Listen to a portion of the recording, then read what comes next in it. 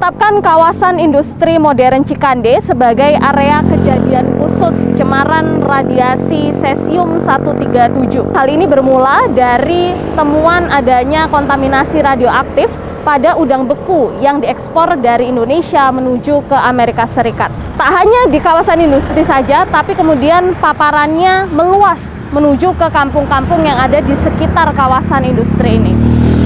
Lantas, apa yang menyebabkan insiden ini terjadi? Apa itu sebetulnya cesium 137 dan bagaimana dampaknya kepada masyarakat? Serta siapa yang seharusnya bertanggung jawab dalam insiden ini? Saya Kristanti Yosefa, Anda menyaksikan Fakta.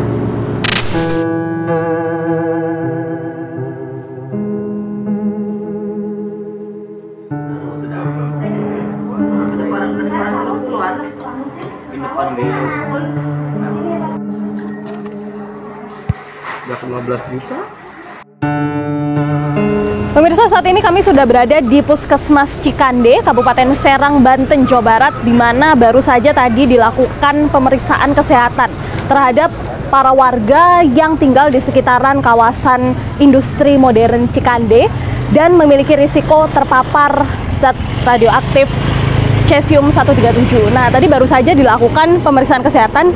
Lepas dilakukan pemeriksaan kesehatan, para warga ini, pemirsa, nantinya akan direlokasi sementara menuju ke Kampung Doblang.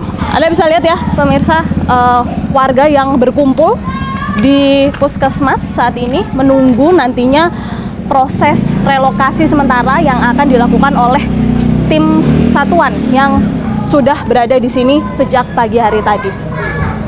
Nah, kita juga bisa lihat bahwa acara simbolis pemberian santunan atau dana kerohiman begitu kepada warga yang diberikan oleh tim satuan yang berada di sini. Kita akan coba untuk bertemu dengan salah satu warga. Permisi, Mas. Dengan Mas siapa? Iin. Mas Piin. Ya. Hari ini tadi dilakukan pemeriksaan kesehatan ya? Iya, betul. Seperti apa itu prosesnya? Ya, cek kadar gula, cek kesehatan gitu ya. Ya, sambil dikasih sembako untuk uang untuk hari ini gitu. Oke, Mas Piin tinggalnya di mana? Di Brengkok yang lagi terdampak itu, Bu. Kita satu lingkungan ini yang ada di sini, kita satu kampung itu, Bu. Oh, satu kampung di sini? Satu kampung, ya. Berapa? Proses sekarang. Ada 19 kakak. Oh, sekitar 19 kakak. Ya. Nah, rencananya selepas dari sini akan direlokasi? Iya, kita ngungsi semua, Bu. Oh, diungsi? Iya, ngungsi semua. Sebelum yang itunya udah selesai gitu, baru kita pindah ke situ lagi, Bu. Jadi selama masih bahaya, nggak boleh di sana? Iya. Terima kasih ya, Mas Miin ya. Nah, pemirsa, kami sudah bersama dengan Pak Zaldi Duhana. Beliau ini merupakan Sekretaris Daerah Kabupaten Serang. Betul, Bapak? Oke, Pak, apa saja hari ini yang dilakukan tindak lanjut ya setelah kemudian ada kasus radioaktif ini, dan hari ini, khusus hari ini, apa saja kegiatannya? Ya, jadi hari ini kita rencana pertama kali pemindahan relokasi penduduk warga, karena setelah warga direlokasi, proses dekontaminasi sudah mulai jalan. Oke, apa saja sih Pak kemudian syarat-syaratnya ya, kemudian oh ini warga ini harus direlokasi ini? Sebelumnya sudah ada pemetaan wilayah mana yang zona merah, nah, itu yang radiasinya cukup tinggi, kemudian ada yang zona kuning.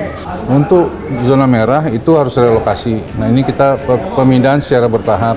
Sekarang 19 kakak, nanti berikutnya ada 11 kakak, terus nanti menyusul ke 3 desa lagi. Tapi yang zona kuning kita hanya pemeriksaan kesehatan saja. Terima kasih banyak. Sama-sama. Kita tadi sudah mendengar ya langsung, pemirsa, dari pihak pemerintah desa terkait dengan proses evakuasi hari ini, dan saat ini sedang berlangsung proses evakuasinya. Kita akan coba untuk melihat ke sana.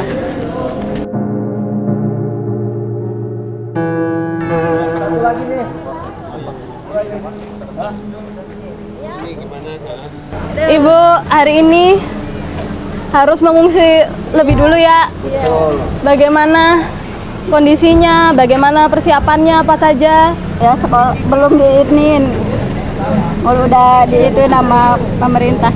Tanggung jawab. Udah disiapin semuanya ya, tinggal pindah saja. Tinggal pindah. Berapa orang satu keluarga? 19 kakak. 19 kakak. Kalau ibu sendiri satu keluarga? 4 orang. 4 orang. Ada anak juga ya. Anak 2. Akhirnya mau direlokasi, kenapa Bu mau mengungsi? Ya itu ada radioaktif. Takut ya? Ada kekhawatiran ya? Oke, kalau begitu.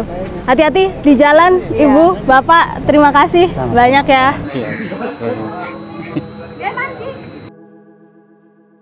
Kurang lebih ada sekitar 4 kendaraan mobil yang digunakan untuk membawa para warga menuju ke lokasi hunian mereka yang baru untuk sementara waktu ini, pemirsa, di mana ini merupakan kloter pertama ya, terdiri dari 19 kakak, tapi nantinya akan berproses kembali, akan ada kloter-kloter selanjutnya yang juga akan diungsikan untuk sementara waktu. Menunggu hasil pemetaan yang sampai saat ini juga masih terus berlangsung.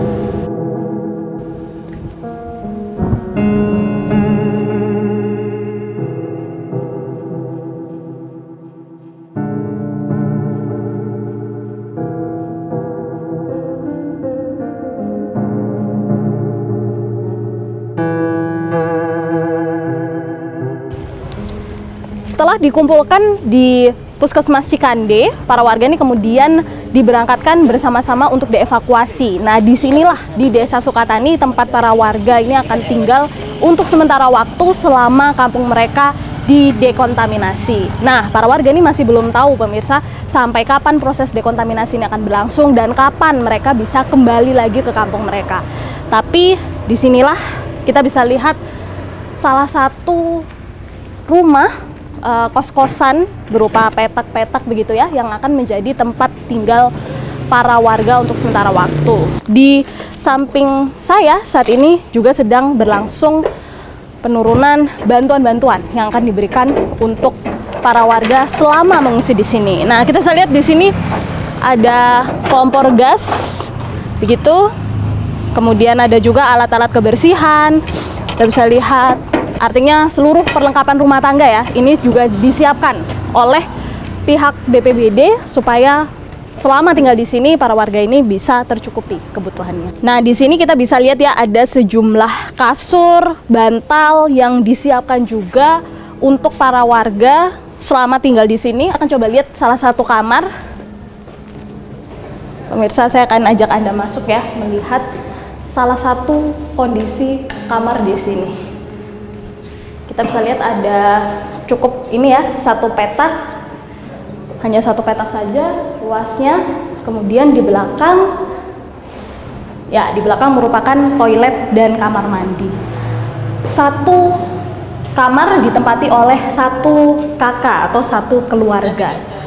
Dan tidak hanya di kos-kosan petak ini saja, tapi juga ada, kalau tadi berdasarkan pembicaraan kami dengan warga, unit-unit rumah lainnya yang digunakan untuk tempat pengungsian selama proses dekontaminasi berlangsung.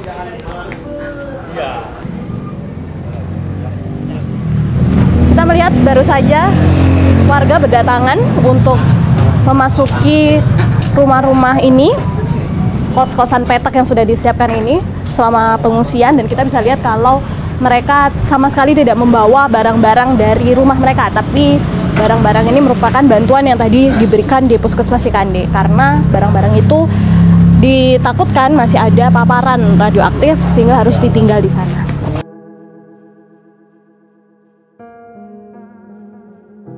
Mas, saya Tanti dari Fakta TV One dengan Mas siapa? Dan Mas Asnawi. Hari ini mengungsi pada hari ini ya, mulai hari ini ya? Betul. Sendirian atau bersama keluarga? Sama istri. Berdua aja? Sama mertua juga. Kita lima orang. 5 orang. Berarti dapat satu kamar aja di sini? Dua kamar. Oh, dapat 2 kamar. Karena kita ada 2 kakak. Bawa barang-barang kah dari rumah atau? Untuk barang-barang untuk sementara nggak boleh dibawa, kecuali yang kita pakai sekarang untuk baju. Melihat bantuan yang diberikan tadi juga masuk tadi ke dalam kamar, tanggapannya seperti apa? Untuk saya sangat berterima kasih karena sangat diperhatikan untuk dari semua tim. Tapi cukup ya melihat kondisi kamarnya? Ya, kita terima aja daripada mungkin kita di sana lebih buruk, di sini mungkin lebih baik untuk kesehatan kita semua. Boleh nggak kembali ke kampung untuk sementara waktu ini? Untuk sementara belum boleh, kecuali laki-laki ya. Untuk nanti malam kita disuruh jaga keamanan aja. Baik, terima kasih ya Mas Anari. Sehat-sehat. Pemirsa, kita temukan fakta selanjutnya. Rumah-rumah itu merupakan tempat-tempat atau rumah-rumah yang terkena paparan radiasi.